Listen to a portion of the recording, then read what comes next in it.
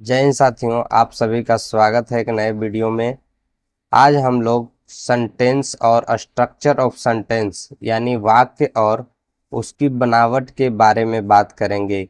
इससे पहले वाले वीडियो में हमने पढ़ा था कि सेंटेंस किसे कहते हैं और सेंटेंस के कितने प्रकार हैं। हमने सभी प्रकार को बहुत अच्छे तरीके से एक्सप्लेन किए थे। आज हम लोग सेंटेंस और स्ट्रक्चर ऑफ सेंटेंस को एक्सप्लेन करेंगे। तो चलिए हम लोग शुरू करते हैं।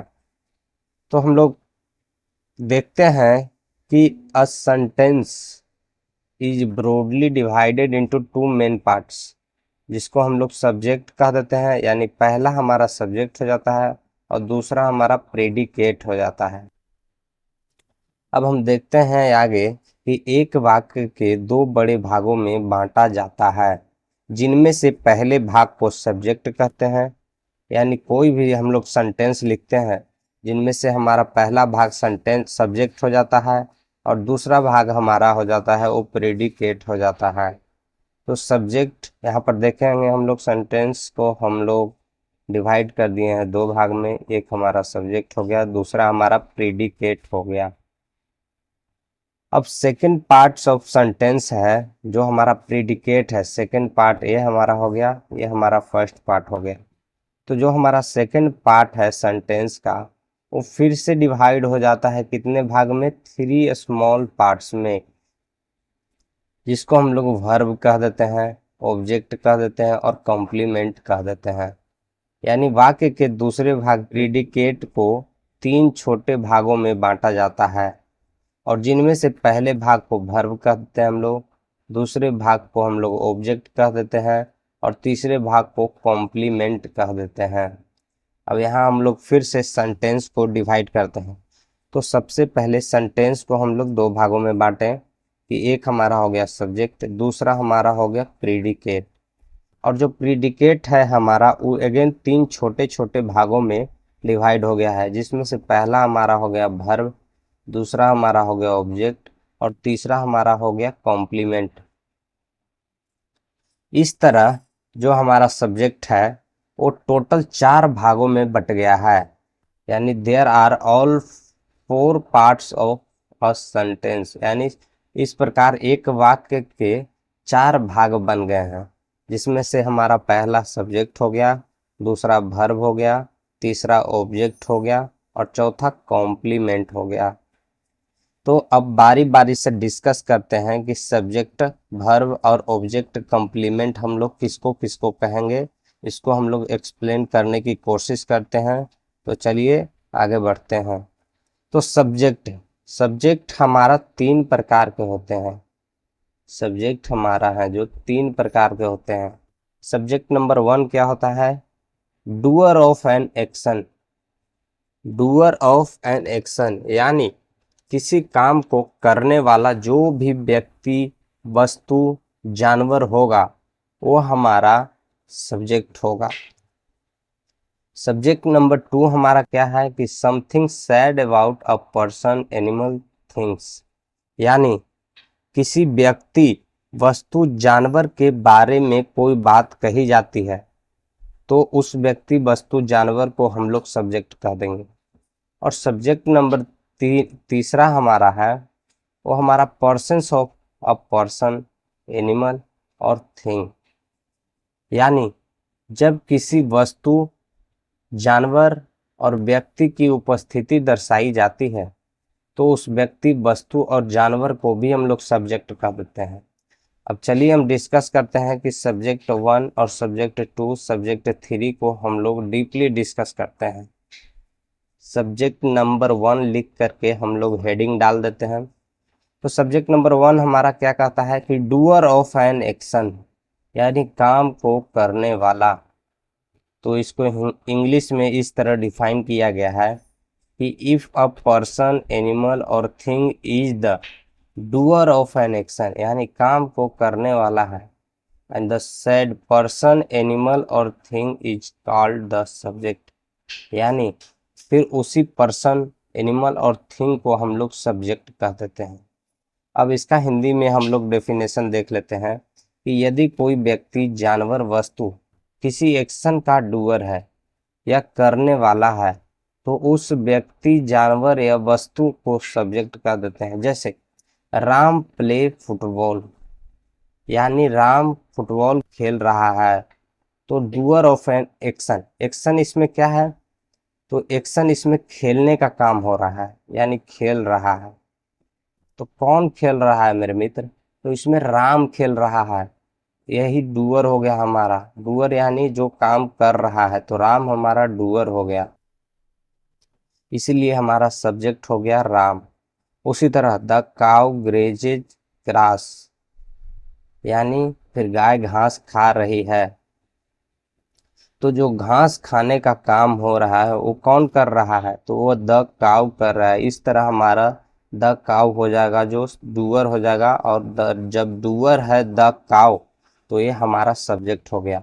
उसी तरह द फैन मूव्स, तो इसमें हमारा मूव्स यानी घूमने का काम कौन कर रहा है, तो फैन कर रहा है, इसी तरह हमारा फैन इसमें सब्जेक्ट हो जाएगा, सब्जेक्ट हो जाएगा। अब हम आगे देखते हैं कि ऊपर के वाक्यों में प्ले, प्ले, ग्रेज, मूव तीनों एक्शन है। हमने ऊपर बताया कि तीनों एक्शन है, और तीनों एक्शन का जो काम कर रहा है, जो कौन कर रहा है, तो डूअर है जो ये तीनों एक्शन कर रहे हैं। तो इन एक्शन को डूअर है, और इन एक्शन के डूअर हैं जो राम है, काऊ है और फैन है।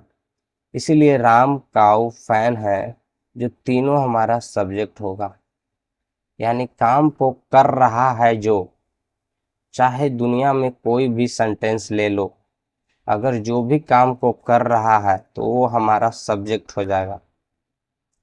अब हम लोग सब्जेक्ट नंबर दूसरा देखते हैं, यानी subject number 2, something sad about a person, animal और थिंग, यानी जब किसी के बारे में कुछ कहा जाता है। जैसे देखते हैं, when something sad about a person, animal or thing, the sad person, animal or thing is called a subject। यानी जब किसी व्यक्ति, जानवर, वस्तु के बारे में कोई बात कही जाती है, कोई भी बात कही जाती है, किसी वस्तु के बारे में कहा जाए, या फिर किसी जानवर के बारे में कहा जाए, या फिर किसी व्यक्ति के बारे में कहा जाए, तो जो कहा गया है बात उस व्यक्ति के बारे में और जानवर के बारे में और वस्तु के बारे में, वो भी हमारा सब्जेक्ट होगा। जैसे Ram is a good boy, Ram के बारे में कहा गया है कि राम एक अच्छा लड़का है, तो इसमें राम के बारे में कहा गया है, तो राम हमारा क्या है, सब्जेक्ट हो जाएगा। उसी तरह the cow is a useful animal, यानी काउ के बारे में कहा गया है कि गाय है जो हमारे लिए बहुत उपयोगी जानवर है, तो द काउ यानी काउ के बारे में कहा गया है, तो काउ भी हमारा, द काउ हमारा सब्जेक्ट हो जाएगा। उसी तरह द फैन इज ब्राउन, यानी पंखा है जो भूरा है, पंखा के बारे में कहा गया है कि पंखा है जो भूरा है, तो उसी तरह द फैन हमारा हो गया, वो सब्जेक्ट हो गया, सब्जेक्ट हो गया। अब हम आगे देखते हैं कि ऊपर के वाक्यों में राम, काऊ, फैन को एक्शन करते नहीं दर्शाया गया है। हमने सब्जेक्ट 1 में देखा था कि राम, काऊ और फैन है जो एक्शन कर रहे हैं, लेकिन सब्जेक्ट दूसरा में हमारा है जो ये एक्शन नहीं कर रहे हैं, बल्कि उनके बारे में कोई बात बता रहा है, यानी इनके बारे में कोई बात कहा गया है, इसीलिए राम, काऊ, फैन ये भी हैं जो सब्जेक्ट हो जाएंगे। तो सब्जेक्ट नंबर दूसरा भी हमारा खत्म हो गया। अब हम लोग सब्जेक्ट नंबर तीसरा करते हैं। तो सब्जेक्ट नंबर तीसरा कहता है कि persons of a person, animal और थिंग्स, यानी किसी वस्तु, एनिमल और जानवर की उपस्थिति दर्शाई गई है। यानी when the persons of a person, animal, thing is a state, the said person, animal और thing is called a subject. यानी जब किसी व्यक्ति, किसी जानवर या फिर किसी वस्तु की उपस्थिति दर्शाई जाती है, तो उस व्यक्ति, वस्तु और जानवर को भी सब्जेक्ट कह देते हैं। अब उपस्थिति यानी कि कैसे दर्शाई जाए कि वो उपस्थित है, यानी प्रेजेंट है या नहीं है। तो व्यक्ति, जानवर और वस्तु की उपस्थिति दर्शाने के लिए देयर का प्रयोग होता है, देयर का प्रयोग किया जाता है। लेकिन देयर का प्रयोग है जो दो प्रकार से किया जाता है, देयर का प्रयोग दो प्रकार से किया जाता है। देयर से किसी स्थान या प्लेस को दर्शाया जाता है, या फिर देयर से किसी उपस्थिति को दर्शाते हैं। अब देखते हैं कि हम लोग स्थान को किस प्रकार दर्शाते हैं और उपस्थिति को किस प्रकार दर्शाते हैं। तो देयर से जब किसी स्थान को दर्शाते हैं तो देयर का अर्थ क्या होता है, देयर का अर्थ होता है वहाँ, वहाँ। जैसे राम इज गोइंग देयर, यानी राम वहाँ जा रहा है, तो इसमें उपस्थिति दर्शा दिया कि वहाँ जा रहा है, यानी कि राम वहाँ जा रहा है। अब दूसरा हम लोग देखते हैं कि देयर से किसी उपस्थिति को कैसे दर्शाते हैं। तो देयर से जब किसी व्यक्ति, वस्तु, जानवर की उपस्थिति को दर्शाते हैं तो देयर अर्थहीन हो जाता है। यानी जब हम किसी व्यक्ति, वस्तु और जानवर को दर्शाते हैं तो देयर अर्थहीन हो जाता है, यानी डमी हो जाता है। देयर, देयर डमी हो जाता है और इसका कोई अर्थ नहीं होता। फिर जब देयर डमी हो गया तो इसका कोई अर्थ नहीं होता। इस देयर को इंट्रोडक्शन देयर कहा जाता है, इस देयर को इंट्रोडक्शन देयर कहा जाता है। हम सेंटेंस की मदद से समझेंगे कि देयर डमी कैसे हो जाता है। जैसे हमने एक सेंटेंस लिखा, एक जंगल में एक शेर रहता था, एक जंगल में एक शेर रहता था। तो हम लोग क्या लिखते हैं, there was a lion in a forest, there was a lion in a forest. यहाँ पर हमने देयर का प्रयोग किया है और ये देयर डमी है और इसीलिए इसको इंट्रोडक्शन देयर कहा जाता है। या फिर इस सेंटेंस को हम लोग ऐसे भी लिख सकते हैं कि there lived a lion in a forest, there lived a lion in a forest. ऊपर के वाक्य में लायन की उपस्थिति दर्शाई गई है, ऊपर के वाक्य में लायन की उपस्थिति दर्शाई गई, इसलिए लायन भी सब्जेक्ट है।